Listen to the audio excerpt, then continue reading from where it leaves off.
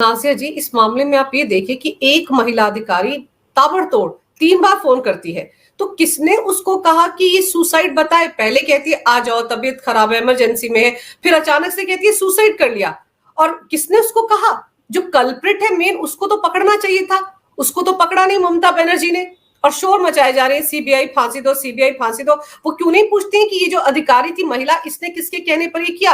जो कमिश्नर है, police commissioner वहां के विनीत गोयल, उनसे पूछा जाना चाहिए कि किसने ये थ्योरी देने के लिए कहा कि वो आत्महत्या है, जबकि कोई भी आम आदमी भी वहां पर होता, किसी मरीज का तीमारदार भी वहां पर होता, वो भी शव को देखकर बता सकता था कि कितने ब्रूटली उसके साथ रेप किया गया और उसकी हत्या की गई है।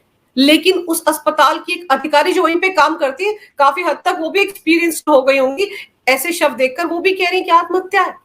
सोचिए किस बड़े पैमाने की साजिश है ये। देखिए, वो बच्चे की बलि चढ़ाई गई है। ममता सरकार अपनी सरकार को बचाने के लिए, अपने चेयर को बचाने के लिए, अपने स्टैम्प को छुपाने के लिए उन्होंने उस बच्ची की बलि चढ़ाई है। ये कोई रेप और मर्डर सिंपल साधारण नहीं है।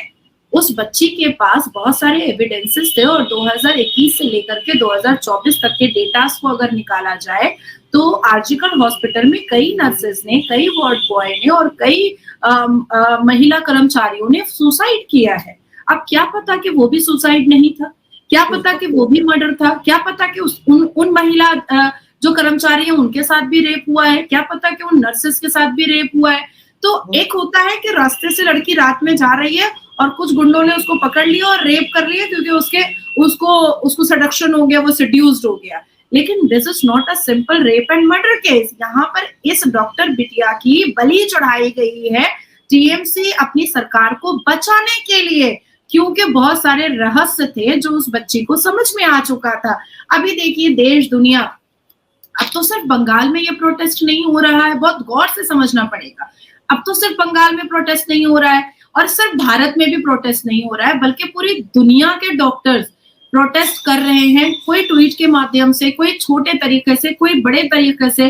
कल ही मैंने देखा है कि स्वीडन में और अमेरिका में प्रोटेस्ट हुआ है, कल ही मैंने देखा है।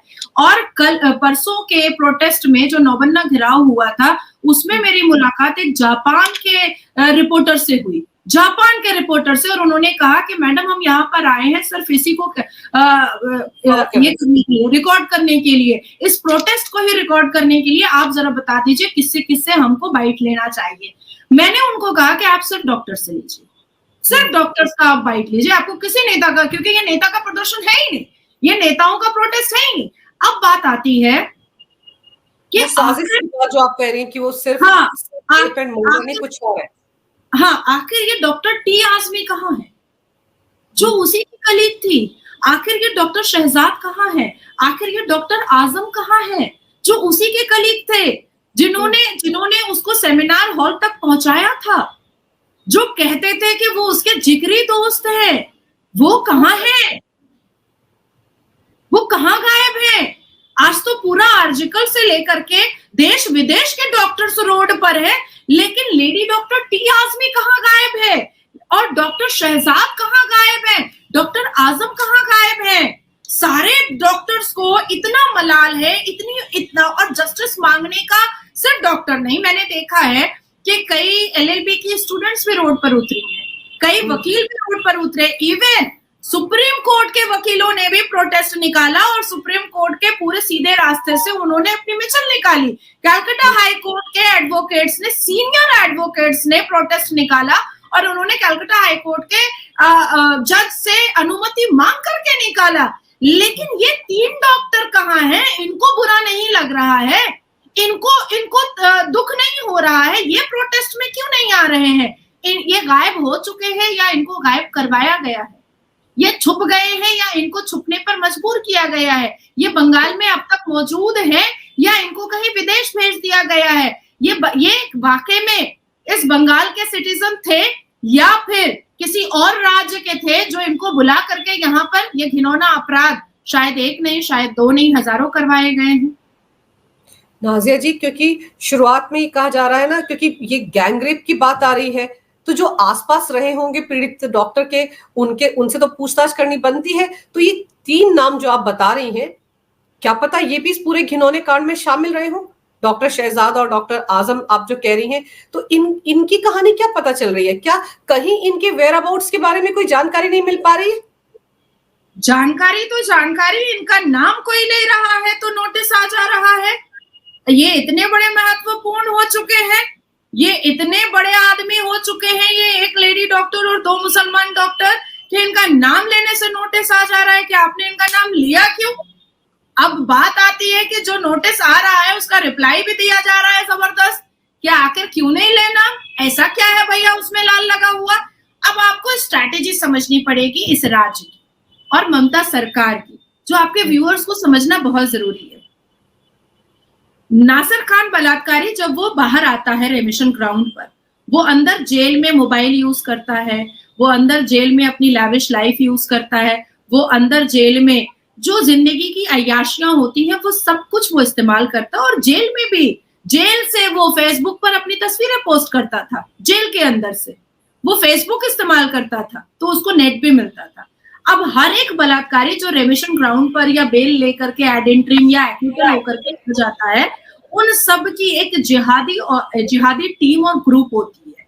अब जो जो रेप के विरोध में बात करता है या रेप के अवेयरनेस पर छोटे छोटे वर्कशॉप करता है, या रेप को लेकर के या नासिर खान को या ऐसे बलात्कारियों को लेकर के राज्य सरकार की आंखों में आंखें डाल करके बात करता है, उसके खिलाफ में ये बलात्कारी की टीम काम करती है उन लोगों को मलाइन करने के लिए। आप सिर्फ ज्यादा नहीं, सिर्फ 2 वीडियो आप नासिर खान पर बनाइए, देखिए आपकी पूरी जिंदगी का शिजरा जो है वो सोशल मीडिया पर आ जाएगा।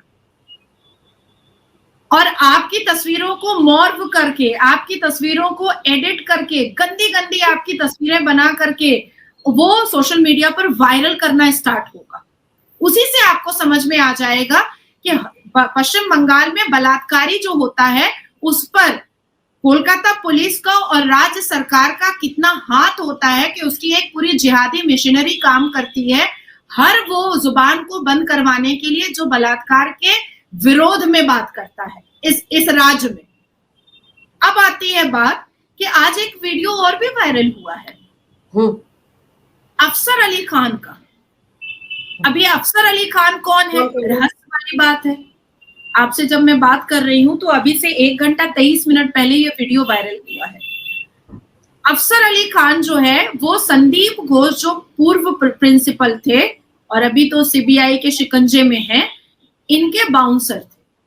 और 2021 में जब संदीप घोष का ट्रांसफर आया, फिर 2022 में 2 बार ट्रांसफर आया, फिर 2023 में ट्रांसफर आया, तो एक व्यक्ति जो है वो जिसका नाम आया कि अब तुम आर्जिकल के प्रेसिडेंट हो और तुमको बैठना है, वो जाकर के जोर जबरदस्ती चेयर पे बैठ ही गया कि भाई ये क्या है, जब भी ट्रांसफर आता है इसका ये जाता नहीं है और प्रेसिडेंट का रूम लॉक कर देता है और मुसलमान डॉक्टर से आंदोलन करवाता है, कुछ बिहारी डॉक्टर से आंदोलन करवाता है, क्या बात है। तो वो जाकर के बेचारा बैठ गया। अफसर अली खान जाकर के बजाफ्ते कह रहा है कि मुझे मुख्यमंत्री ममता दीदी ने भेजा है, चलो उठो इस चेयर से, उठो। वो वीडियो वायरल है, अभी तो न्यूज चैनल्स पे भी चल रहा है, सारे न्यूज चैनल्स पर चल रहा है, नेशनल न्यूज चैनल्स पर। उठो यहाँ से, यहाँ पर सिर्फ संदीप घोष बैठेगा, इसके अलावा कोई नहीं बैठेगा। तो सारे डॉक्टर्स की टीम पूछ रही है आप किसको भेजा, किसने भेजा है तुमको। बोलता है क्षमता अगर है, हिम्मत अगर है तो डायरेक्ट दीदी को फोन करो, दीदी को बोलो अफसर अली खान आया है, दीदी बोलेंगी हाँ मैंने भेजा है। और ये मैं नहीं कह रही हूँ, आप सारे नेशनल न्यूज पे चल रहा है, वो ये खुद बोल रहा है अफसर अली खान। तब आप बताइए कि दीदी की मिशनरी सिर्फ और सिर्फ स्कैमबाजों को बचाने के लिए और बलात्कारियों और जिहादियों को बचाने के लिए। तब तो हेमंता बिस्वा शर्मा ने सही कहा कि मियां भूमि बनने नहीं देंगे, तो भैया मियां भूमि बना करके तो दीदी ने पूरा मिनी पाकिस्तान ही बना दिया है इस राज्य को। फरहाद हकीम ने क्या बोला कि हम मिनी पाकिस्तान बनाएंगे कोलकाता को, दीदी ने सीरियसली ले लिया और मिनी पाकिस्तान बनाने लगी। कल जिस हिसाब से ममता बनर्जी ने कहा है मणिपुर लाल लाल आंखें करके मणिपुर भी जलेगा, असम भी जलेगा, उत्तर प्रदेश भी जलेगा, मोदी बाबू दिल्ली भी जलेगा, किसको कुर्सी हिल जाएगी, कुर्सी हिल जाएगी आपकी, कुर्सी हिल जाएगी। कुर्सी तो दीदी आपकी हिली हुई है। और जिस हिसाब से इस देश की प्रथम महिला, इस देश के राष्ट्रपति जी ने ये बोला है इनफ इज इनफ, और उन्होंने जो दृश्य दिखाया है इस राज्य की महिलाओं को, उन्होंने कहा है कि वो तो उनको भी डर लग रहा है।